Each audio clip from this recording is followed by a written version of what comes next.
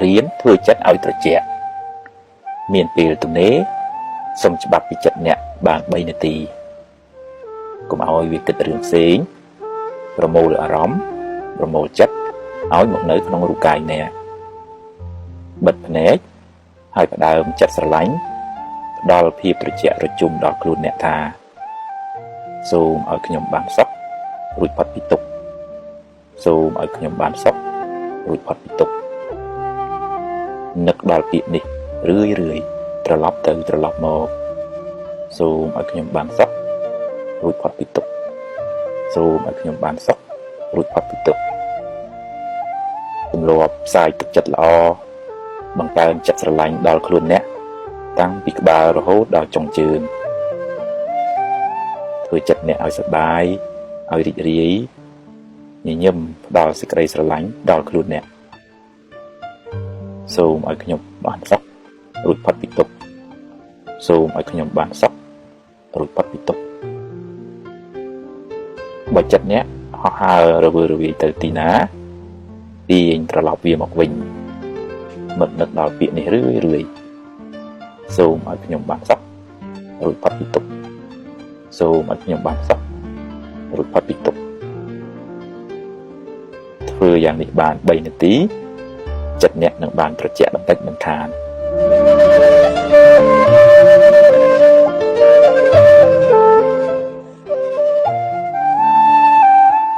រឹងមាំជីវិតមនុស្សម្នាក់មានរឿងច្រើនណាស់ហើយរឿងខ្លះធ្ងន់ធ្ងរពេករហូតអាចធ្វើឲ្យអ្នកស្ទើរតែលែងចង់រស់ទៀតក៏មានអ្នកណាក៏មានរឿងដែរអ្នកខ្លះមានបុណ្យច្រើនក៏មិនសូវជួបរឿងច្រើនទៅចំណែកឯអ្នកខ្លះសាងកម្មមិនសូវល្អច្រើនក៏ជួបតែរឿងអកុសលបន្តកន្ទុយគ្នាមិនចេះចាប់មិនចេះហើយជីវិតតែងជួបរឿងល្អខ្លះមិនល្អខ្លះជារឿងធម្មតាកុំកើតទុកពេកអីបើជួបរឿងល្អទទួលយកទៅតែកុំជួបពេកអីហើយបើជួបរឿងមិនល្អប្រឹងដោះស្រាយទៅបើដោះបានប៉ុណ្ណាក៏យកប៉ុណ្ណឹងទៅកុំមួម៉ៅក្តៅក្រហាយអីយើងគ្មានសមត្ថភាពទូលផែនដីម្នាក់ឯងបានទេត្រូវចេះរៀនសម្រាលទុកចេញពីខ្លួនឯងខ្លះទៅកុំបណ្តែតបណ្ដោយឲ្យរឿងរ៉ាវជិះជាន់អ្នកខ្លាំងពេករឿងមិនល្អជាផលនៃបាបចាស់រីឯភាពមួម៉ៅក្តៅក្រហាយជាបាបថ្មីដែលធ្វើឲ្យអ្នករឹងរឹតតែក្តៅក្រហាយរឹងរឹតតែកើតទុកបន្ថែមទ្រាំទៅថ្ងៃមិនចេះតែក្តៅរហូតទេគង់នឹងជ្រេទៅភ្លើងក៏មិនចេះតែឆេះរហូតដែរគង់តែនឹងរលត់ទៅយប់ក៏មិនចេះតែងងឹតរហូតដែរគង់តែមានថ្ងៃរះពេលព្រឹកឡើងជីវិតមិនចេះតែជួបរឿងអាក្រក់រហូតទេគង់តែមានការប្រសើរឡើងបើអ្នកមិនទាន់អស់សង្ឃឹមងើបឡើងតស៊ូឡើងវិញហើយសាងអនាគតជាថ្មី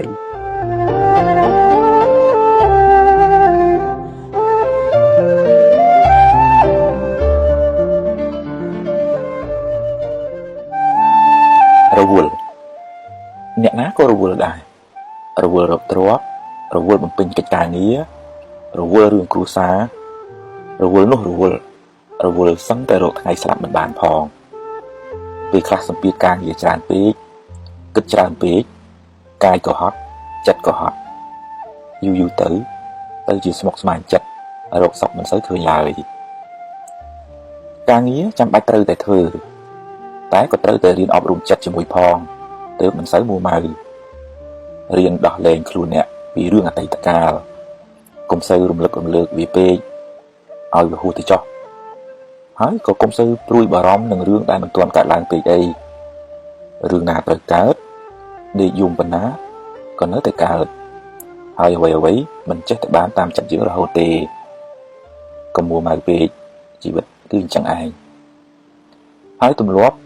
កុំគិតរញ៉េរញ៉ៃពេកកុំគិតច្របូកច្របល់ក្នុងពេលតែមួយវាធ្វើឲ្យអ្នកវិលវល់ទម្លាប់គិតរឿងណាឲ្យប្រកបជាមួយនឹងរួចចាំគិតរឿងមួយទៀតហើយកុំតក់ក្រហល់ចង់បានភ្លាមដូចចិត្តមិនបានទេបានតែកើតទុករៀនអត់ធន់រៀនកាត់ខ្លះទៅរៀនព្រមទទួលស្គាល់ការពិត រៀនអត់ឱនឲ្យអ្នកដទៃរៀនញញឹមស្រស់ស្រាយរឹងប៉ឹងរៀនទ្រាំចំពោះការលំបាកអ្នកនឹងមិនសូវកាត់ទុកទេ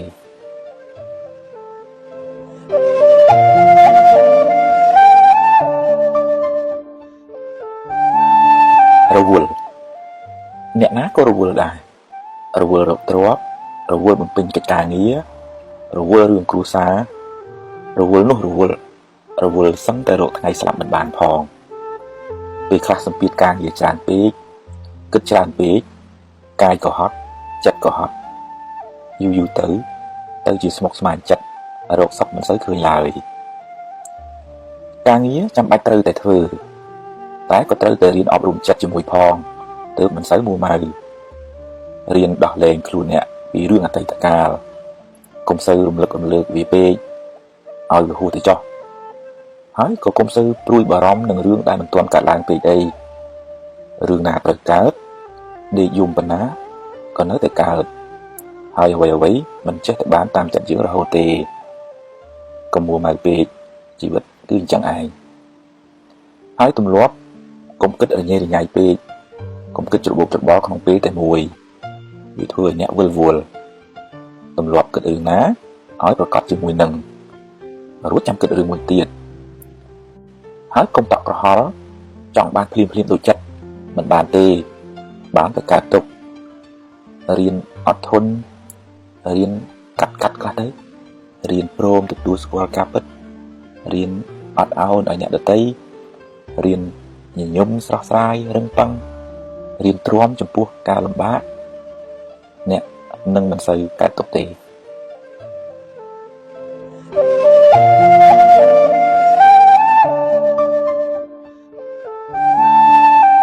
រក្សាមាត់អ្នកអាចជាអាវុធដ៏មុតស្រួចចាក់ធ្លាយពីត្រចៀកធ្លុះដល់បេះដូងគេគ្មានចិញ្ចៀមមួយដំណក់ទេតែធ្វើឲ្យគេឈឺចាប់អស់មួយជីវិតក៏ថាបានមាត់អ្នកក៏អាចជាឱសថទិព្វធ្វើឲ្យអ្នកកំពុងតែមានទុក្ខកង្វល់បានធូរស្បើយវិញក៏ថាបានដែរមុននឹងនិយាយទម្លាប់ឆែកមើលបេះដូងអ្នកជាមុនសិនថាតើនិយាយដោយកំហឹងដោយចំណែនដោយបំណងចង់ឌឺដងឲ្យគេឈឺចាប់ឬដោយចេតនាល្អចង់ឲ្យគេបានប្រយោជន៍បើមានចេតនាល្អហើយនិយាយចុះហើយកុំនិយាយច្រើនពេកម្យ៉ាងទៀតត្រូវចេះរកពាក្យសម្ដីណាពីរោះពិសាមកនិយាយផងកុំអាងថាខ្លួនឯងធំខ្លួនឯងជាមេឬក៏កុំអាងថាត្រូវហើយចេះតែលះទៅក៏មិនល្អដែរពេលខ្លះទោះបីយើងនិយាយត្រូវក៏ដោយតែនិយាយទាំងកំហឹងក៏មិនសូវបានទទួលផលល្អដែរបើខឹងកុំអាននិយាយចាំបាត់ខឹងសិនសឹមនិយាយ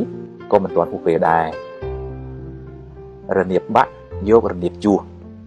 សម្ដីហួសរកអ្វីមកជួសពុំបានឡើយកុំទម្លាប់និយាយកាត់គេកុំកាត់ស្មានកុំព្រាវចាំច្បាស់សិនចាំនិយាយបើមិនដូច្នោះទេសម្ដីអ្នកនឹងคล้ายជាសម្ដីស្រូវស្រាលគ្មានន័យខ្លឹមសារចាញ់សម្លេងបាក់សាយំមិនខាន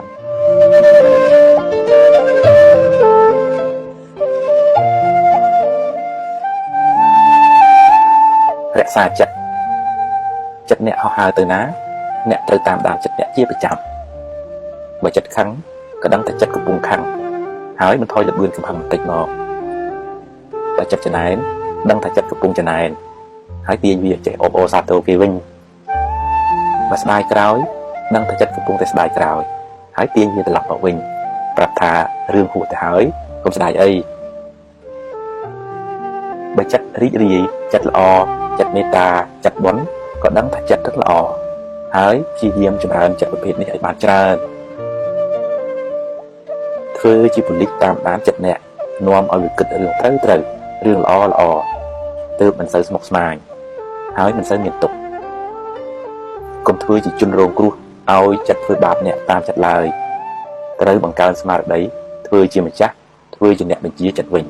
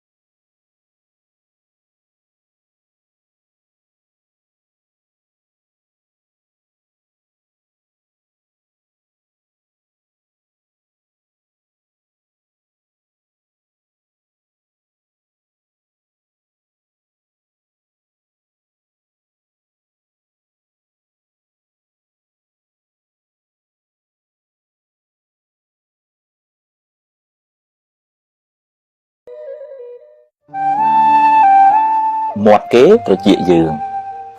គេមានសិទ្ធិនិយាយហើយអ្នកមានសិទ្ធិស្ដាប់ឬមិនស្ដាប់គ្មានអ្នកណាបង្ខំអ្នកទេអ្នកមិនអាចទប់មាត់គេបានទេតែអ្នកអាចទប់ត្រជាអ្នកបានបើអ្នកគិតថាវាគ្មានប្រយោជន៍គ្មានតម្លៃសម្រាប់ខួរក្បាលអ្នកគិតមេរោគអាចឆ្លងចូលចិត្តអ្នកតាមទ្វារត្រជាបើអ្នកចេះតែយកពាក្យពេចន៍ទិដងគេមកគិតហើយដេកក្តៅក្រហាយ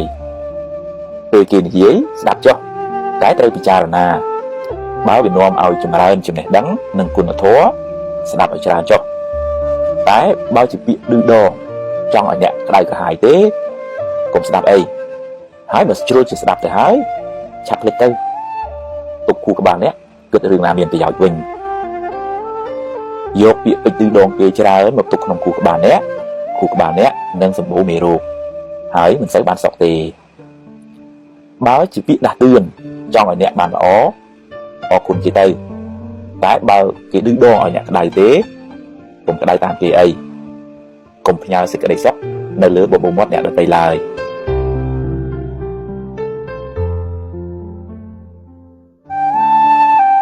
មនុស្សមិនចេះខុសអ្នកខ្លះត្រូវរហូតខុសក៏ត្រូវក៏ត្រូវខ្លាចខ្លួនឯងអន់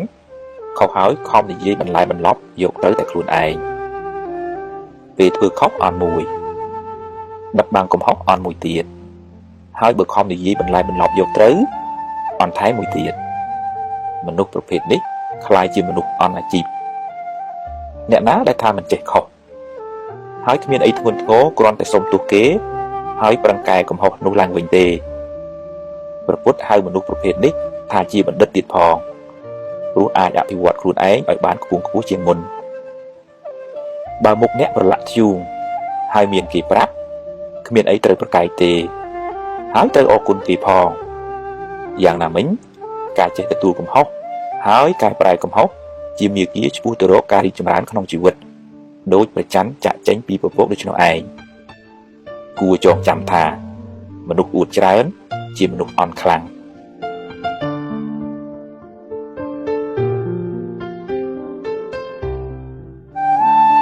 ភ្លើងក្រៅភ្លើងក្នុងពេលគេបោះភ្លើងឲ្យអ្នកបើអ្នកចង់ក្តៅទទួលយកចុះតែបើមិនចង់ក្តៅទេកុំយកអីឲ្យគេយកទៅវិញចុះឬបោះចោលទៅបើគេនិយាយឌឺដងចង់ឲ្យអ្នកក្តៅហើយស្រាប់តែអ្នកក្តៅតាមពាក្យគេមែនមានន័យថាអ្នកធ្វើតាមបំណងសត្រូវអ្នកហើយអ្នកទទួលយកភ្លើងហើយអ្នកក្តៅហើយគេនឹងសប្បាយចិត្តពេលឃើញអ្នកក្តៅអ្នកត្រូវរៀនធ្វើជាមនុស្សទឹកត្រជាក់ពីខាងក្នុងមកបើគេចង់ដុតឲ្យអ្នកក្តៅប្រាប់គេថាយកទៅវិញចុះយើងមិនត្រូវការភ្លើងទេគេនឹងរែកពុនភ្លើងនោះត្រឡប់ទៅវិញគេខឹងគេអាក្រក់ហើយបើអ្នកខឹងគេវិញអ្នកក៏អាក្រក់ដែរទាំងពីរអ្នកមិនសូវខុសគ្នាប៉ុន្មានទេកំហឹងបានដុតបំផ្លាញចិត្តគេឲ្យក្តៅរស់រាលដូចដេកអោបភ្លើងហើយគេចង់យកភ្លើងនោះមកសាចដាក់អ្នកដែរតែអ្នកកុំទៅល្ងងអីគ្មានរឿងអីត្រូវទទួលយកភ្លើងនោះទេឲ្យគេយកទៅវិញចុះឬបោះចោលទៅអ្នកមានតែចិត្តអាណិតអ្នកដេកអោបភ្លើងនោះទៅវិញទេអាណិតណាស់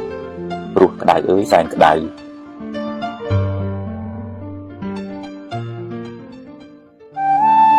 ភ្លើងក្រៅភ្លើងក្នុងពេលគេបោះភ្លើងឲ្យអ្នកបើអ្នកចង់ក្តៅទទួលយកចុះតែបើមិនចង់ក្តៅទេកុំយកអីឲ្យគេយកទៅវិញចុះឬបោះចោលទៅបើគេនិយាយឌឺដងចង់ឲ្យអ្នកក្តៅហើយស្រាប់តែអ្នកក្តៅតាមពាក្យគេមែនមានន័យថាអ្នកធ្វើតាមបំណងសត្រូវអ្នកហើយអ្នកទទួលយកភ្លើងហើយអ្នកក្តៅហើយគេ